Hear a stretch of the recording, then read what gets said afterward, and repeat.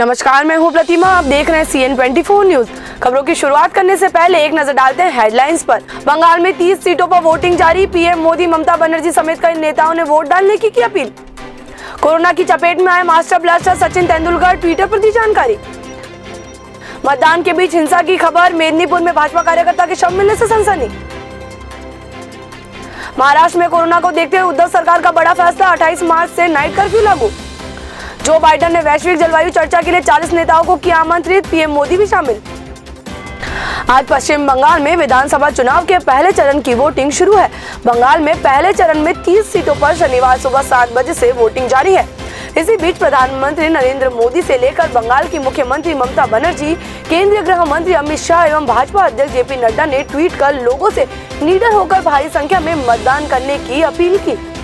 राज्य में कुल 294 सीट है और पहले चरण में कुल 191 उम्मीदवारों की सियासी किस्मत का फैसला होना है। बंगाल में चुनाव को लेकर सरगर्मियां काफी तेज है। कोविड प्रोटोकॉल के मद्देनजर चुनाव आयोग ने मतगणना के समय में इजाफा किया है। इन सीटों पर सुबह 7 बजे से वोटिंग शुरू हो गई है और शाम 6:30 बजे तक मतदाता अपने मताधिकार का इस्तेमाल कर सकेंगे। इस बीच कई नेता चुनाव को लेकर बयान दे रहे हैं। पीएम मोदी ने वोटिंग को लेकर कहा कि आज से पश्चिम बंगाल विधानसभा चुनाव का पहला चरण शुरू हो रहा है। मैं सभी लोगों से अनुरोध करूंगा कि आज रिकॉर्ड संख्या में अपने मताधिकार का प्रयोग करें। बंगाल चुनाव से पहले चरण की वोटिंग को लेकर ममता बनर्जी ने कहा, मैं बंगाल के लोगों से आह्वान करती हूं कि वे बाहर आकर और बड़ी संख्या में मतदान करके अपने लोकतांत्रिक अधिकार का प्रयोग करें। पहले चरण की वोटिंग के बीच राज्यपाल जगदीप धनखड़ ने भी राज्य के लोगों से अपील करते हुए कहा कि निडर होकर अपना वोट डालकर आप हमारी लोकतंत्र की भावना की सफलता में एक गौरवशाली योगदान करता होंगे। उन्होंने ट्विटर पर लिखा कि अपने मत का प्रयोग करें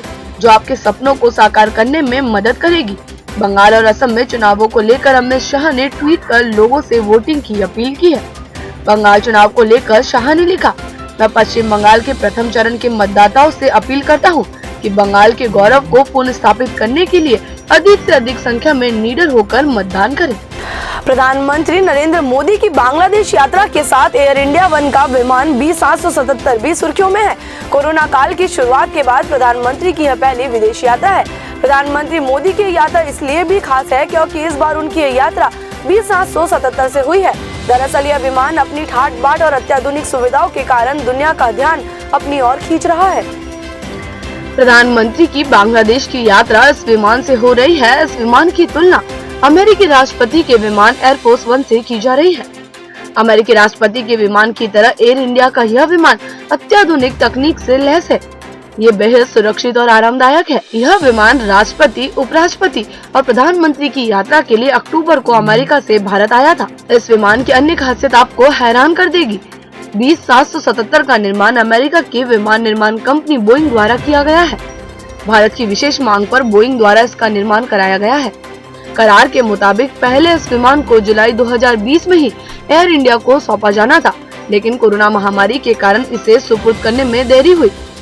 ये दोनों विमान वर्ष 2018 में एयर इंडिया के वाणिज्यिक बेड़े का हिस्सा थे। इसी विमान को VVIP यात्रा के लिए विशेष रूप से पुनर्निर्मित करने के लिए अमेरिका के डलास को भेज दिया गया।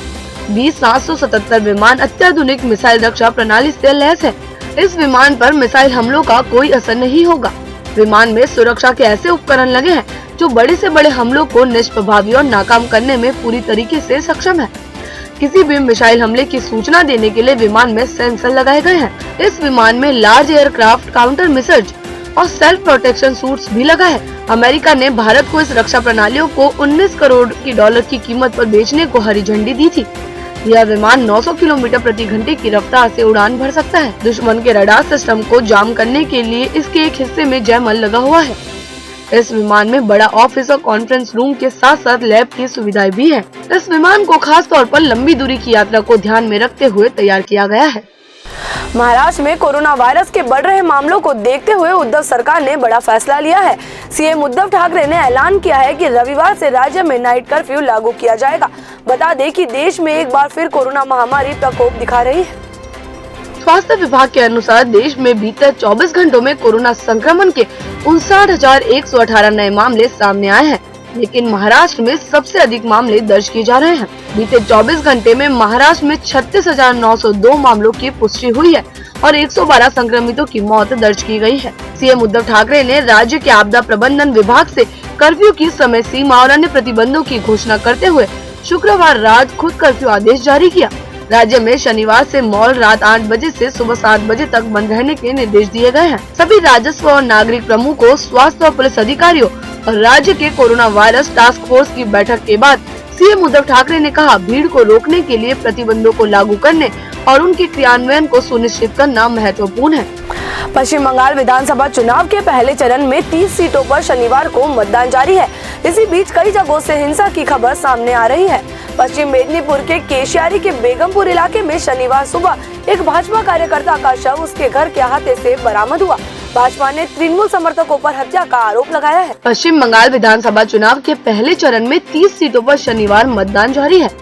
इसी बीच कई जगहों से हिंसा की खबरें सामने आ रही है।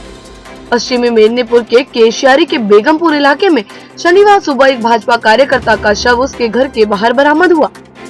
भाजपा ने तृणमूल समर्थकों पर हत्या का आरोप लगाया है। दूसरी तरफ तृणमूल ने इस घटना में हाथ होने से इनकार किया है। चुनाव आयोग ने इस घटना पर जिला प्रशासन से रिपोर्ट तलब की। वहीं सालबोनी में माकपा प्रत्याशी सुशांत घोष की गाड़ी पर हमला किया गया। मामले में 4 लोगों को गिरफ्तार किया गया है। इसके अलावा पुरुलिया सदर में भाजपा कार्यकर्ताओं पर तृणमूल कार्यकर्ताओं को पीटने का आरोप लगा है। टीएमसी के 5 कार्यकर्ता घायल बताए जा रहे हैं। पुरुलिया व दक्षिण कांती में भाजपा कर्मियों पर हमले की खबर है। इसमें 2 भाजपा कर्मी जख्मी हुए हैं। बता दें कि मतदान सुबह 7 बजे से शुरू हुआ और शाम 6:30 बजे तक चलेगा। कोरोना संबंधी नियमों का पालन सुनिश्चित करते हुए चुनाव हो रहा है। इसके मद्देनजर वोटिंग का समय बढ़ाया गया है। राज्य की 5 जिलों पुरुलिया, बांकुड़ा, झारग्राम, पूर्व और पश्चिमी मेदिनीपुर की 30 विधानसभा सीटों के लिए वोट पड़ रहे हैं। इनमें से 7 चुनाव क्षेत्रों को संवेदनशील घोषित किया गया है। भारतीय क्रिकेट टीम के पूर्व दिग्गज सचिन तेंदुलकर कोरोना पॉजिटिव पाए गए हैं। शनिवार को उन्होंने सोशल मीडिया पर एक संदेश जारी करते हुए अपने कोरोना संक्रमित पाए जाने की जानकारी दी। गौरतलब है कि मास्टर ब्लास्टर ने हाल ही में वर्ल्ड रोड सेफ्टी सीरीज में खेलते उतरे थे और उनकी टीम फाइनल में श्रीलंका लीजेंड्स को हराकर चैंपियन बनी थी। सचिन तेंदुलकर ने ट्विटर पर कोरोना की रिपोर्ट पॉजिटिव आने की जानकारी दी है। उन्होंने एक नोट शेयर करते हुए लिखा कि मैंने अपनी जांच करवाई, वो हर तरह की चीजें कर रहा हूँ जो मुझे बताया जा रहा है ताकि इस कोविड-19 को दूर कर सकूं। वैसे मुझे आज कोरोना संक्रमित पाया गया है। मेरे अंदर इसके हल्के लक्षण पाए गए। मेरे अलावा घर के सभी सदस्यों को कोरोना टेस्ट में नेगेटिव पाया गया है। उन्होंने आगे लिखा, मैंने अपने आप को घर में क्वारंटाइन कर लिया है। मैं उन सभी जरूरी प्रोटोकॉल का पालन कर रहा हूँ जो भी मुझे डॉक्टर ने बताया है। मैं उन सभी स्वास्थ्य कर्मियों को शुक्रिया अदा करना चाहूँगा जो भी मेरा समर्थन कर रहे हैं और ऐसे सभी कर्मियों को जो पूरे देश में इस बीमारी से लड़ने में हमारी मदद कर रहे हैं। बिहार के गोपालगंज में शुक्रवार की रात बड़ा हादसा हो गया। मोहम्मदपुर थाना के डुमरिया पुल पर मिनी ट्रक और कार आमने सामने से टकरा गई। हादसे में एक ही परिवार के 4 लोगों की मौत हो गई है। मृतकों में पति पत्नी और बेटी बेटा शामिल है। परिवार के सदस्य होली पर दिल्ली से सहरसा आ रहे थे। बिहार के गोपालगंज में शुक्रवार की रात बड़ा हादसा हो गया। मोहम्मदपुर थाना के डुमरिया पुल पर मिनी ट्रक और कार आमने सामने से टकरा गई। हादसे में एक ही परिवार के 4 लोगों की मौत हो गई है। मृतकों में पति पत्नी और बेटी बेटा शामिल है। परिवार के सदस्य होली पर दिल्ली से सहरसा आ रहे थे। बताया जाता है कि बिहार के सहरसा का रहने वाला परिवार होली पर दिल्ली से लौट रहा था। पति पत्नी और बेटा बेटी एक ही कार पर सवार थे। उनकी गाड़ी जैसे ही मोहम्मदपुर थाना के डुमरिया पुल के पास पहुंची कि सामने से आ रहे मिर्ची से लदे मिनी ट्रक ने जोरदार टक्कर मार दी। हादसे के बाद अफरा तफरी मच गई। भीषण टक्कर में कार में बैठे 2 की घटनास्थल पर ही मौत हो गई, जबकि 2 लोगों को स्थानीय लोगों की मदद से इलाज के लिए अस्पताल पहुंचाया गया, जहां उन्होंने भी दम तोड़ दिया। घटना की जानकारी होने पर पहुंचे मोहम्मदपुर थाना अध्यक्ष मिथिलेश कुमार पांडे ने बताया कि दुर्घटनाग्रस्त मिनी ट्रक और कार को पुलिस ने जब्त कर लिया है। शवों को पोस्टमार्टम के लिए सदर अस्पताल गोपालगंज भेजने की प्रक्रिया चालू है। मामले में किसी के खिलाफ अभी तक प्राथमिकी दर्ज नहीं की गई है। अमेरिकी राष्ट्रपति जो बाइडेन ने वैश्विक जलवायु चर्चा के लिए दुनिया के 40 नेताओं को आमंत्रित किया है, जिसमें भारत के प्रधानमंत्री नरेंद्र मोदी भी शामिल है। रूस के राष्ट्रपति व्लादिमीर पुतिन और चीन के राष्ट्रपति शी जिनपिंग का नाम भी इसमें शामिल है। व्हाइट हाउस की तरफ से जारी किए गए बयान के मुताबिक जलवायु शिखर सम्मेलन 22 और 23 अप्रैल को आयोजित किया जाएगा। बता दें कि वर्तमान समय में कोरोना वायरस संक्रमण के साथ ही वैश्विक स्तर पर लगातार बदल रही जलवायु चिंता का विषय बनी हुई है। जिसके चलते अमेरिका के राष्ट्रपति जो बाइडेन की तरफ से वैश्विक जलवायु चर्चा का आयोजन किया जा रहा है। फिलहाल अमेरिकी राष्ट्रपति जो बाइडेन प्रशासन अपनी पहली वैश्विक जलवायु चर्चा के लिए पूरी तरीके से तैयार है। मीडिया रिपोर्ट्स के मुताबिक इस वैश्विक जलवायु चर्चा में बाइडेन प्रशासन ने पहली बार रूसी राष्ट्रपति व्लादिमीर पुतिन और चीन के राष्ट्रपति शी जिनपिंग को आमंत्रित किया है। बता दें कि बाइडेन प्रशासन क्लाइमेट ऑन लीडर्स समिट के लिए पूरी तरीके से तैयार है। वहीं इस समिट में जलवायु परिवर्तन को ध्यान में रखते हुए कई बड़े फैसले लिए जा सकते हैं। रिपोर्ट्स की माने तो प्रशासनिक अधिकारियों का कहना है कि इस समारोह के जरिए अमेरिका जीवाश्म ईंधन से होने वाले जलवायु प्रदूषण को कम करने के लिए निर्णय ले सकते हैं। पश्चिम बंगाल विधानसभा चुनाव के पहले चरण में 30 सीटों पर मतदान जारी है। इसी बीच कई जगहों से हिंसा की खबरें सामने आई है। कांती में भाजपा नेता और शुवेंदु अधिकारी के भाई सोमेंदु अधिकारी की गाड़ी पर हमला हुआ है। गाड़ी में तोड़फोड़ की गई है और चालक जख्मी बताया जा रहा है। मतदान के बीच सत्तारूढ़ तृणमूल कांग्रेस और भाजपा के बीच जबरदस्त आरोप प्रत्यारोपों का दौर जारी है। टीएमसी का 10 सांसदों का प्रतिनिधि मंडल जहां वोट फीसद में गड़बड़ी के खिलाफ दोपहर राज्य चुनाव आयोग से मुलाकात कर शिकायत करेंगे, वहीं दूसरी ओर भाजपा के राष्ट्रीय महासचिव व बंगाल के प्रभारी कैलाश विजयवर्गीय के नेतृत्व में भाजपा का प्रतिनिधि मंडल राज्य के मुख्य निर्वाचन अधिकारी से मुलाकात करेगा। भाजपा की ओर से चुनाव में जगह जगह हिंसा व मतदाताओं को बाधा देने को लेकर शिकायत की जाएगी।